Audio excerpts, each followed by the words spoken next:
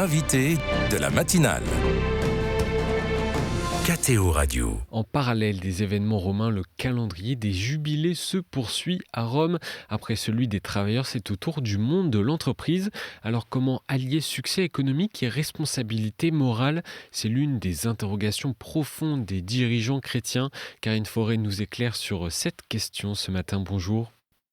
Bonjour. Merci d'être avec nous sur KTO Radio. Vous êtes vice-présidente des entrepreneurs et dirigeants chrétiens et vous coordonnez la délégation des EDC à Rome lors de ce jubilé qui a débuté hier et qui se poursuit aujourd'hui. C'est un jubilé d'ailleurs particulier que vous vivez à Rome en cette période de vacances du siège apostolique. Oui, c'est un peu particulier parce que le programme a été un peu chamboulé, parce qu'effectivement, sur la place Saint-Pierre, beaucoup de choses se passent. Dans Rome, beaucoup de choses se passent. Et donc, notre programme a été un petit peu changé. Mais c'est une joie d'être à Rome. Et ça va être... nous passons les portes saintes aujourd'hui, ce matin. C'est un moment historique pour l'Église catholique. Karine Forêt, qu'est-ce que ça signifie d'être un dirigeant chrétien dans le monde très concurrentiel de l'entreprise aujourd'hui ? Dans le monde chrétien, dans le monde professionnel aujourd'hui, nous sommes, les entrepreneurs et dirigeants chrétiens essayent d'être différents. Nous vivons une période très complexe au plan humain, au plan économique. On peut dire quand même que la paix, on a perdu beaucoup de la paix, y compris dans le monde économique. Et on voudrait incarner cette espérance, l'espérance à laquelle nous appelle le pape François. Parce que la paix se perd, y compris dans nos entreprises, qu'elles soient petites, grandes, au milieu de toutes ces guerres économiques et politiques aussi. Dieu nous a placés et il nous a donné la foi. Et nous croyons que l'entreprise peut être un lieu d'espérance. Le thème a été très, très, très bien choisi par le pape. Et les EDC veulent vraiment incarner cette espérance. L'entreprise peut être un lieu d'espérance, un lieu centré sur la relation humaine, même à l'ère de l'IA, et un lieu où les talents vont se révéler, où l'écoute peut exister, au lieu de la polarisation systématique, où la coopération peut être réelle et on peut servir le bien commun. C'est possible, oui. Comment se vit la foi chrétienne dans un milieu, celui de l'entrepreneuriat, qui est accroché à des indicateurs qui sont plutôt matériels et économiques ? Alors là, vous me posez la question du témoignage chrétien en entreprise. En fait, il y a plusieurs degrés. Je dirais que le premier degré, c'est d'être différent, c'est de rayonner de la joie de l'évangile, sans autres mots. Et que ça se voit par nos décisions, ça se voit par nos comportements, ça se voit par nos choix. Et le fait de simplement être sans aucun autre mot, être des témoins sans le dire, c'est déjà un premier niveau. Et on peut dire que pour nous, les dirigeants chrétiens, la doctrine sociale de l'Église est une boussole pour nous. Une boussole donc, qui nous donne un repère pour viser en priorité la dignité de l'homme, le respect de la dignité de l'homme, le bien commun. Et vraiment, ces repères nous aident à prendre nos décisions au quotidien. On se forme, aux EDC, on se forme.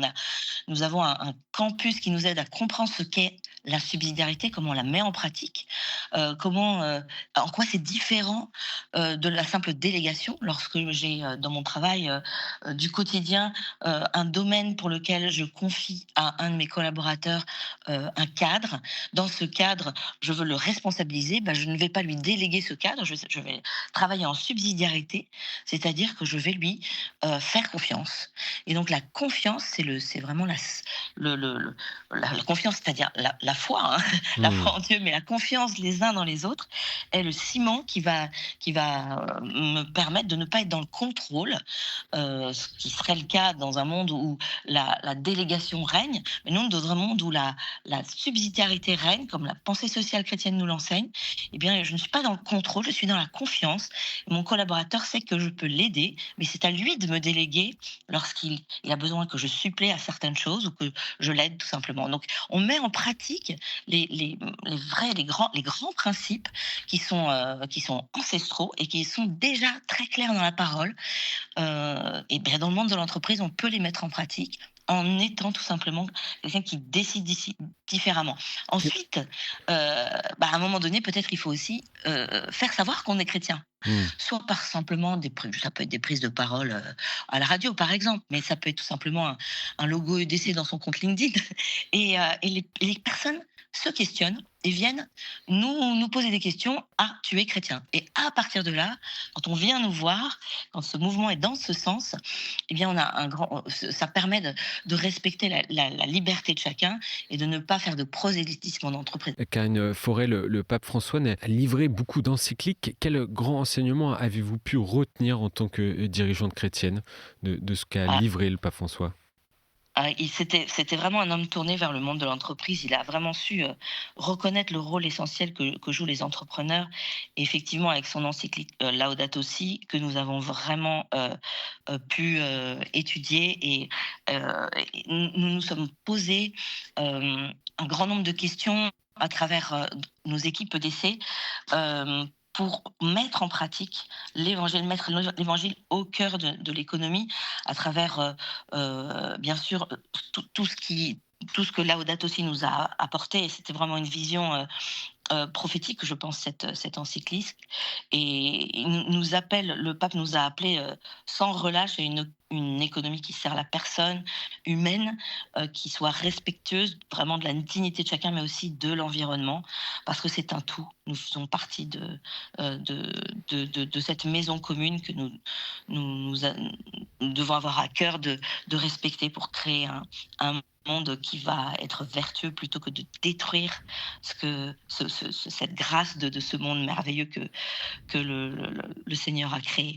Autre attention du pape sur l'intelligence artificielle, vous en avez parlé, qui est une véritable révolution dans nos sociétés. Vous qui avez fondé plusieurs entreprises dans le domaine du digital, comment abordez-vous cette révolution? Ben, en fait, ça, c'est vraiment une question brûlante parce que contrairement à toutes les ruptures technologiques qu'on a pu tous vivre, celle-ci a une particularité, c'est sa vitesse. Ça va à une vitesse, le train d'annonce, le train de d'annonces technologiques et de Ça évolue très on dit en rapidement, oui. anglais des game changers change très, très rapidement. Donc on pourrait avoir l'attitude de mouvement de recul parce qu'on se dit: «Ouh là là, qu'est-ce cette nouvelle technologie que je vois, que j'ai dans mes mains déjà parce que tout le monde l'a déjà dans ses mains, comment elle va changer le quotidien de mon entreprise? Comment elle va changer mon modèle économique?» Donc on se pose ces questions-là. On y travaille, sérieusement parce que si Dieu a permis que l'IA, que l'outil de l'intelligence artificielle existe, c'est bien parce que il faut aussi investir ce monde-là, investir et ne pas avoir peur. Je pense que le Seigneur nous invite à avoir de l'audace, nous les dirigeants chrétiens, et pas avoir peur de cette technologie, mais au contraire voir tout ce qu'elle peut faire de bien, parce que comme tout outil, il y aura le côté vertueux et il y aura aussi des personnes qui vont l'utiliser à leur profit personnel en détruisant les ressources. Donc c'est vraiment un sujet dont il faut que les chrétiens s'emparent, mais Mmh. pas que, tout le monde, pour le bien, pour le bien commun. Et aujourd'hui, ben, comment s'y prendre? Bah, c'est d'essayer, c'est je pense, de partir sur d'essayer dans son propre métier, ne pas vouloir faire des IA ou utiliser des IA qui font tout et n'importe quoi, mais se spécialiser dans son cœur de métier et voir comment sur mon cœur de métier, je vais pouvoir changer quelque chose de significatif en conservant les emplois et en les réorientant et surtout en formant les gens, en les accompagnant dans ces changements qui vont être très, très rapides. Donc aimer ses collaborateurs, les accompagner dans ce changement, aimer son entreprise et lui faire passer un cap, avec ce nouveau monde, ça ça va être essentiel pour que l'humain reste au cœur. La plus grand risque, c'est la perte de contrôle. Donc si on veut que l'humain reste au cœur, il faut qu'il comprenne cet outil, il faut qu'il sache l'utiliser à bon escient. Et une question de conjoncture également, Karine Forêt, la santé des entreprises françaises demeure fragile, hein. L'année 2024 a connu un nombre record de dépôts de bilan. À quoi peut-on Ah s'attendre oui. pour les années à venir? On est vraiment dans une période de transition, pour moi, on est à l'aube d'une nouvelle ère. Et on peut s'attendre déjà dans les années, déjà rien que dans les 2 années qui viennent, à des très, très grands changements, et puis aussi à des difficultés humaines très, très fortes. Nous, on le voit dans cette jeune génération qui se questionne sur le sens du travail, qui se qui ne qui n'a plus de repères. Donc, il est très important de développer notre spiritualité. En fait, on appelle vraiment de nos voeux que l'Église, sur les enjeux économiques et mondiaux, puisse jouer un rôle, parce que l'économie vraiment maintenant est mondialisée. La politique reste principalement nationale quand même, hein. Mais Mmh. l'Église, par sa structure universelle, peut vraiment, enfin doit jouer un rôle d'arbitre, de conscience, de boussole morale. Et vraiment, les entreprises aujourd'hui, elles souffrent, hein, et le dirigeant souffre. Il est en phase d'injection contradictoire avec des outils qui pourraient permettre de licencier 10 personnes, et en même temps avec des contraintes et des contraintes économiques très très fortes. Donc comment on va faire dans ces injonctions? Il faut être créatif, audacieux, développer notre spiritualité, penser les grands équilibres, globalement. Et ça va être compliqué entre le libre-échange, le bien commun, entre l'innovation technologique et la sauvegarde de l'humain. Heu, c'est important justement qu'on se rassemble, et les EDC aussi, jouent ce rôle de réfléchir ensemble et d'avancer ensemble par la grâce de Dieu, avec l'Esprit Saint, pour traverser cette période qui va être vraiment compliquée. Et en quelques mots pour conclure, il nous reste quelques secondes, Karine Forêt, comment l'espérance dans ce contexte que vous nous donnez, qui n'est pas simple, qui est assez morose, comment l'espérance vous nourrit? L'espérance nous donne la joie du quotidien. L'espérance, nous l'avons chevillée au corps, elle ne nous quitte pas. Elle est notre guide sûr. Nous sommes vraiment, des témoins d'espérance, parce que si nous, les dirigeants chrétiens, nous n'avions pas cette espérance, ça je pense qu'il manquerait de la lumière, dans notre monde compliqué. C'est à la fois une démarche communautaire que nous faisons, mais aussi une démarche personnelle. Moi, je suis protestante, et je me joins à mes frères, catholiques, pour ce jubilé, parce que justement, nous partageons cette espérance. Nous avons la même espérance. L'espérance, je confirme par ce jubilé que je peux suivre le Christ qui est la porte de mon salut, et cette démarche personnelle et communautaire, le pape nous y a invités dans la joie. Donc restons dans la joie de cette espérance, et nous savons que le Seigneur pourvoira. C'est clair.